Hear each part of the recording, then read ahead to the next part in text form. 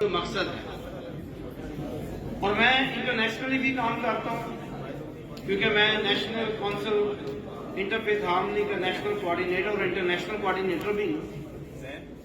World میں اگر ہم دیکھتے ہیں تو وہاں کی دنیا اور ہمارے پاکستان کی دنیا میں آسمان اور زمین کا فرق ہے۔ باتوں میں ہم کسی کو جیتنے نہیں دیتے اور عملی طور پہ ہم ٹوٹلی زیرو ہیں، بلکہ میں مائنس کاؤنٹ کرتا ہوں۔ بینگ اے کرسچن میں آپ کو بتانا چاہتا ہوں کہ لندن میں اور انگلینڈ میں 20 سے زیادہ مہر جو ہیں وہ ہمارے مسلم بہن بھائی ہیں۔ یورپ میں بہت ساری سیاسی پارٹیوں کے ہیڈ آف پارٹیز جو ہیں وہ ہمارے مسلم بھائی ہیں، جو کہ بیسیکلی وہاں کے نہیں، وہ مائگریٹ کر کے وہاں گئے ہیں۔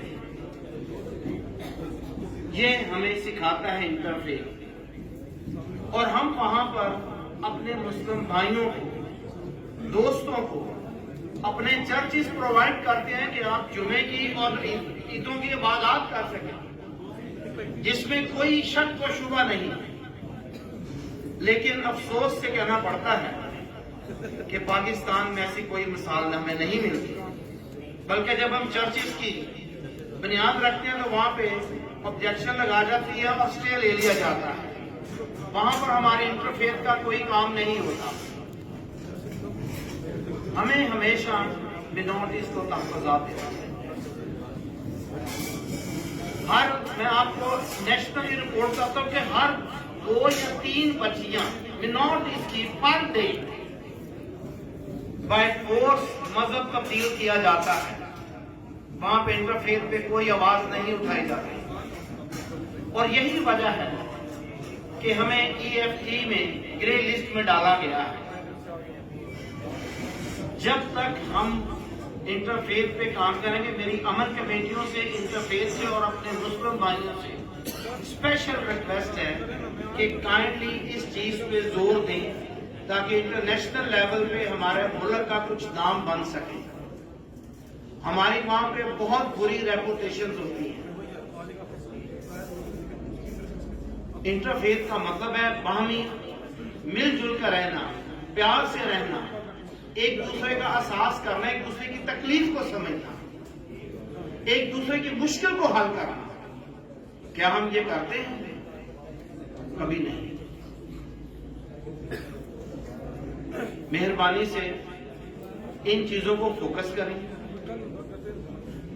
یہاں پر بہت ساری منورٹیز ہیں اور اسپیشلی کرسچن منورٹیز نے تو پاکستان بنانے میں دن رات ایک کیا تھا، کیونکہ قائد اعظم محمد علی جناح وہ خود ایک منورٹیز کے لیڈرز تھے اور وہ منورٹیز کی پرابلم کو سمجھتے تھے، اور ان کے خیالات کو، ان کی باتوں کو، ان کے نظریات کو جب ہم نے دیکھا تو ہمارے اباؤٹ ذات ان کا بھرپور ساتھ دیا، اور اگر ہم ساتھ نہ دیتے تو شاید 1947 کو پاکستان وجود میں نہ آتا۔ میری جہاں بھی بات ہوتی ہے سیاسی لیول پہ یا کہیں بھی انٹرنیشنل لیول پہ، تو بڑے افسوس سے کہنا پڑتا ہے کہ جتنے ہمارے منورٹیز کے ہیروز گزرے ہیں، جو 65 کی اور 71 کی جنگ میں مرے ہیں، شہید ہوئے، جنہوں نے پاکستان کی خاطر اپنی جانیں دی ہیں، کتابیں میں ان کا ذکر نہیں ہے۔ جنہوں نے پاکستان کو بنانے میں کام کیا ان کا ذکر نہیں۔ تو یہ انٹرفیتھ ہارمونی کو چاہیے کہ ان چیزوں کو فوکس کریں، بچوں کو اسکول لیول پہ نصاب میں سکھائیں کہ یہ بیٹا صرف ہمارے مسلمانوں نے پاکستان نہیں بنایا، یہ دوسری اقلیتوں نے مل کر ہمارے ساتھ پاکستان بنایا۔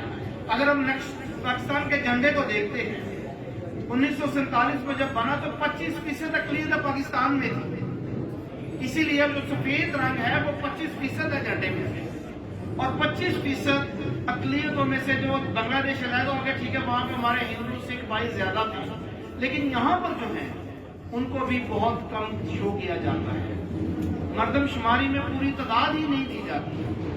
اور میری یہ امن کمیٹیوں سے، انٹرفیتھ کمیٹیوں سے یہ ریکویسٹ ہے کہ برائے مہربانی اس چیز پہ زور دیں کہ جب مردم شماری کی جاتی ہے تو صحیح طور پہ پیش کیا جائے کہ جہاں پہ منورٹیز کے کتنے لوگ ہیں، कितने क्रिश्चियंस हैं, कितने हिंदू हैं, कितने सिख भाई हैं और सब हैं। और एक बात मैं जरूर कहूंगा कि क्रिश्चियंस के लिए ईसाई कोई लफ्ज नहीं है, ये कानूनी तौर पे मना किया गया है। इन्हें मसीही कहा जाए या क्रिश्चियन कहा जाए, मेरी बातें जरा थोड़ी हार्ड होती हैं और सख्त होती हैं, लेकिन ये वो बातें हैं जो हकीकत पर मबनी हैं। और बदकिस्मती से कि हम पाकिस्तानी जितने भी हैं, हम हकीकत को नहीं कबूल करते, और जो शख्स हकीकत को नहीं मानता उसकी जिंदगी ज्यादा मुश्किल में रहती है। यूरोप को आप देख लें, अमेरिका को देख लें, ऑस्ट्रेलिया को देख लें, कनाडा को देख लें, हम लोग कोशिश करते हैं कि वहां पे अपने आप को सेटल करें। क्यों?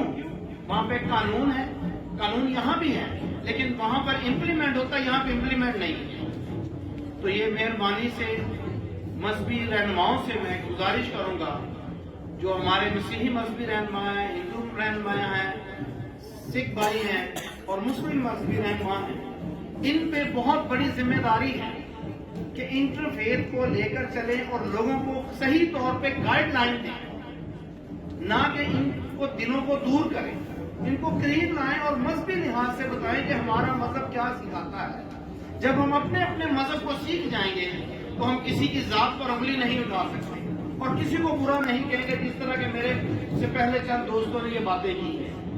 तो बराए मेहरबानी फिर एक दफा यही रिक्वेस्ट करूंगा कि एक दूसरे को बर्दाश्त करें। यहाँ पर हम सबका पाकिस्तान है, हमने मिलकर पाकिस्तान को बनाया है। पाकिस्तान की इज्जत के लिए, शान के लिए हमने अपनी जानों की कुर्बानी दी है। इंटरनेशनल लेवल पे हम सब ने मिलकर पाकिस्तान के वकार को बुलंद करना है।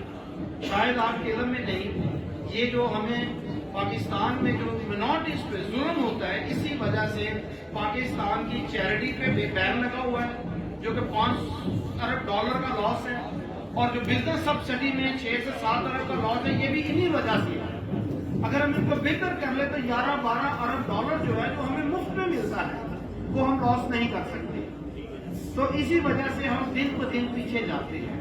और जो भी मजहब अकलियतों को तहफ़्फ़ुज़ देता है और इंटरफेस पे ईमानदारी से काम करता है, वो मुल्क हमेशा तरक्की की तरफ गामजन होता है, उस मुल्क में किसी चीज की कमी नहीं रहती।